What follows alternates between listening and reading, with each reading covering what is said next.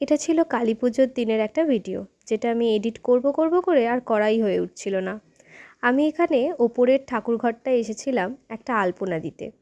আমার কাছে acrylic colours ছিল, আর অনেক দিন ধরে ইচ্ছে ছিল একটা সুন্দর করে আলপনা দেওয়ার।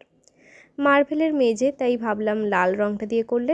মাঝে তো এর মধ্যে আমি বেড়াতে গেছিলাম, যার জন্য ভিডিও এডিট করাই হয়নি। সেদিন আবার বাড়িতে লক্ষ্মী পুজো ছিল, তাই জন্যেই আরও আলপনাটা দেয়া। আর এই যে লক্ষ্মীর পাটা আঁকছি। পুজোর সমস্ত জোগাড়ও আমিই করেছিলাম, তারপর শ্রী বানানো, সেটাও তোমাদেরকে দেখাবো। তো সব কিছু মিলিয়ে ভীষণ ব্যস্ত একটা দিন ছিল। আর এই যে আমার আলপনা দেয়া এখানে হয়ে গেছে। উপরের আলপনাটা আমি খড়ি মাটি দিয়ে করেছিলাম, আর সাদা মার্বেলে সেটা একটু বোঝা যাচ্ছিল না, তো শুকোনোর পর আমি একটু ডিটেলিং করে দিয়েছিলাম। আর এই যে শ্রীটা যেটা আমি বানিয়েছিলাম, তো তারপর সমস্ত জোগাড়গুলো ঠাকুর ঘরে এসে রেখে গেছি। আর এই যে আমাদের ঠাকুর ঘরটা, সবটাই যে এখানের আমি করেছি তা নয়, বাড়ির সবাইও করেছে। যেমন আমার বাবা এখানের সমস্ত ফুলগুলো দিয়ে ঠাকুরগুলোকে সাজিয়ে দিয়েছে। আর এই শ্রীটা বানানোর সাথে সাথে আমার হাতের দশাটা একবার দেখো, কি অবস্থাটাই না হয়েছিল। তার তো কাজ মিটতে মিটতে সন্ধে হয়ে গেল। আর এখানে আমি বেরোবো বলে রেডি হচ্ছিলাম, আর এই জামাটা পরবো বলে ঠিক করেছিলাম। কালী পুজো একটুখানি পাড়ায় ঘুরতে যাব, তো একটা বন্ধুকে বলে রেখেছিলাম যে তার সাথে বেরোবো। আর এই অ্যাক্সেসরিজগুলো সমস্ত কিছু ঠিক করার পরে আমি আর জামাটাকে পরলামই না।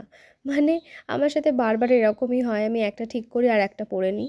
তো ওটা পরে দেখলাম যে খুব একটা মানাচ্ছে না, বা জামাটা একটুখানি কি বলবো, ভালো লাগছে না ঠিক পরে। তো সেই জন্য আমি আবার চেঞ্জ করে নিলাম, আর অ্যাক্সেসরিজগুলো একই পরেছি।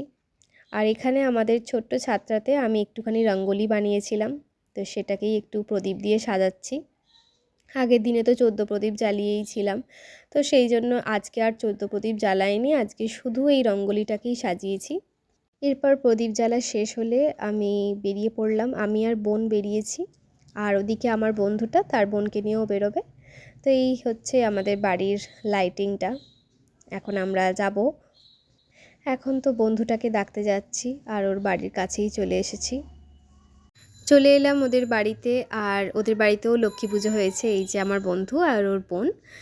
তো আমরা একটুখানি বসেছি, এতখানি হেঁটে এলাম, তো খুব গরম হচ্ছে।